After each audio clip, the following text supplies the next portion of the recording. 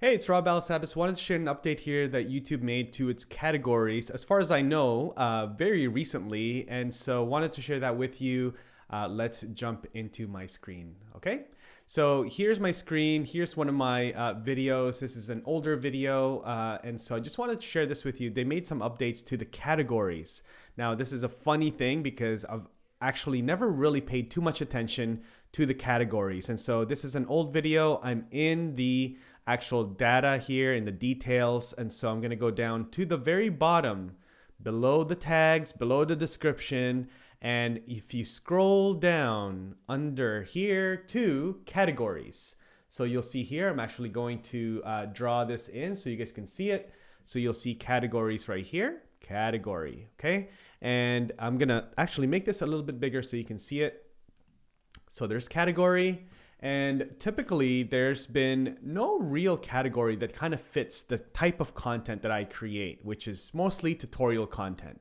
So I'm going to open it up here. You'll see there's film, animation, auto, music, pets and animals, sports, travel and events, gaming. I usually actually use people and blog. That's usually my go-to.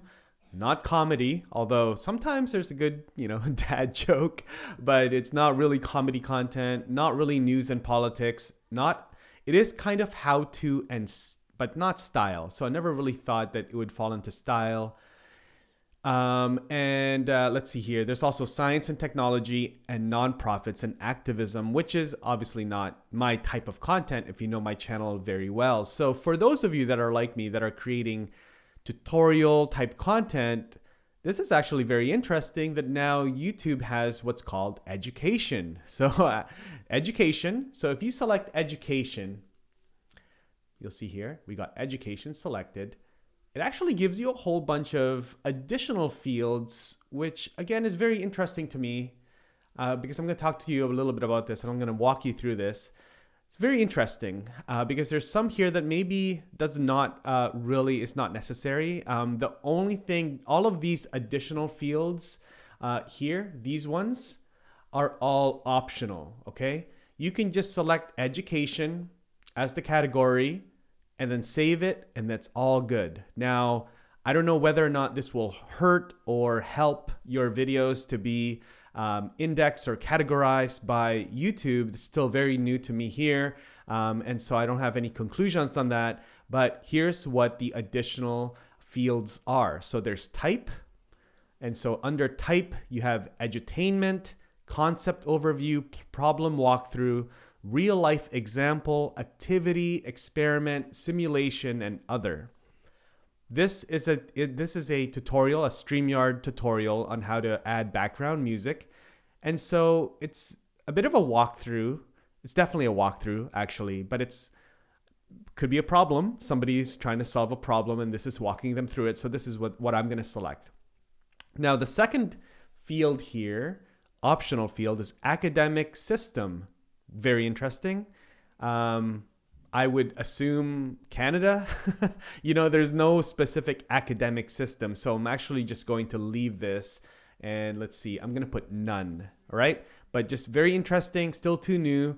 It says here, academic system, choose an academic system to further specify the academic level, grade, and exam, course, or standard that your video aligns to. Now, this is global, right? This is a StreamYard tutorial. And so it's a global, there's StreamYard users all over the world. And so I'm just going to choose none for the benefit of just making sure it doesn't corner the video into a specific geographic location. And then the level says here, education level. So that's the third optional field. Level is choose the level of your video to help learners find content aligned with their level of expertise. And I would say that this is beginner. All right. I'm going to put this into beginner. Okay. Because this is a beginner content. And then there's also then the exam, course, or standard. This is the fourth optional field here, exam, course, or standard.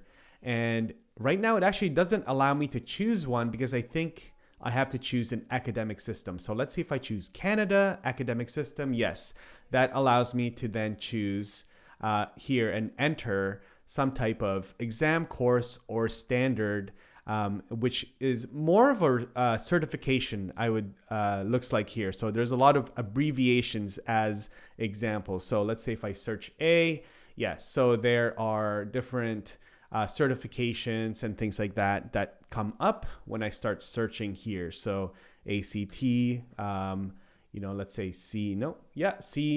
CCAT, AP Physics, all of these abbreviations that are for people a lot smarter than I am. So I'm not going to do that. I'm just going to put none for academic system. So this video is education as the main category for me. Type is problem walkthrough. No academic system for now, because this again is a global tutorial. And the level I would say is beginner. All right. So I'm going to save that. And I just wanted to show that to you because it's very, very new to me. If it is not new to you, then maybe you got access to this before I did. But hopefully that's helpful to you. It's a very interesting thing that YouTube allows you to do that now and categorize education content. For the longest time, ever since I started YouTube a couple years ago, there was no category that sort of fit educational tutorial content. Now, the other thing I want to mention is that I'm not really too sure exactly how big of a factor this is. This is metadata among many other metadata, your tags, your keywords, your description, even what you're saying, the closed captions, that's all called metadata that YouTube is collecting and helping to categorize and to index and to file your videos so that they can then recommend your videos to people that would be interested based on similar interest of all the viewers. YouTube has so much data on everything.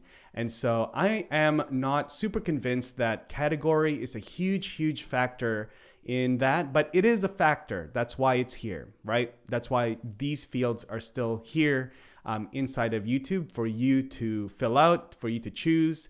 Similar to my feelings when it comes to tags. Tags are still there. It does help YouTube. It is another metadata point.